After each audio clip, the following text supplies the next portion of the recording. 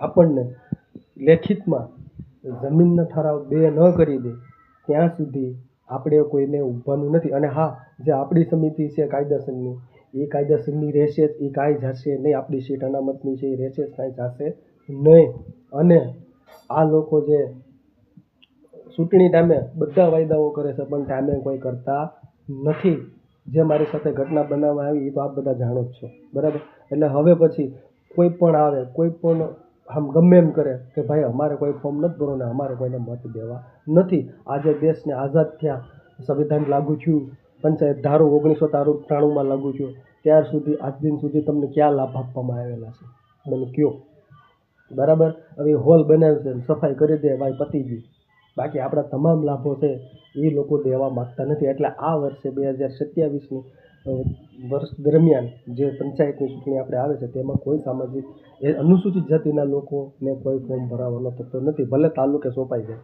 આપણે કંઈ પણ એવું લાગે કે આપણને આવી રીતના છે તો તાલુકો છે જ, આપણે તાલુકે અરજી કરી શકીએ, જિલ્લામાં અરજી કરી શકીએ, કમિશનર અરજી કરી શકીએ, સમાજ કલ્યાણે અરજી કરી શકીએ. બસ અમારે ઊભું નથી. જ્યાં સુધી અમારે જમીન તમે અમને ઠરાવ ન કરો ત્યાં સુધી અમારે નથી ઊભું. આજ દિન સુધી વર્ષોથી કામ કરીએ છીએ. તમને ખાલી રાખે છે સાઈડમાં બેસાડવા, પછી પતી ગયું. તમારા કોઈ કામ નથી થતા. હજી મારા કામ પેન્ડિંગ પડેલા છે. તો આ લોકોને એટલું બધું પેટમાં બળે છે અને ટાઈમે તમને દારૂનું કહેશે, ચવાણુંનું કહેશે, બધું કહેશે. જો તમારું સ્વાભિમાન જીવતું હોય તો કોઈ ફોર્મ ભરતા નહીં. અગર જો તમારું સ્વાભિમાન મરી ગયું ને ગુલામી કરવાની છે જ તમારે તો તમે તમારે કરો, બરાબર. એ પછી મને કોઈ કહેતા નહીં. બાકી મારી લડત છે, મારા જે કામ છે એમાં હું કરવાનો છે. બાકી બીજા કોઈને હું સપોર્ટ કરીશ નહીં.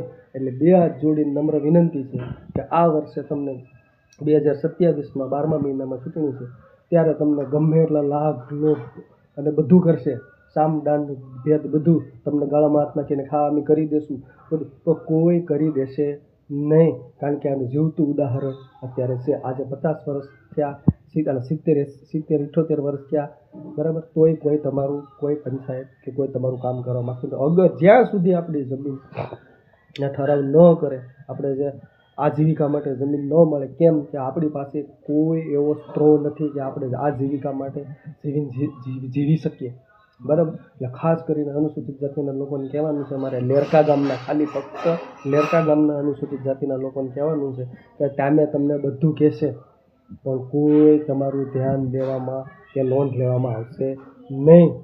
તો આ વિડીયોના માધ્યમથી હું અનુસૂચિત જાતિ લોકોને કહેવા માગું છું, લેરકા ગામના, કે કોઈ ફોર્મ ભરતા નહીં. અગર તમારે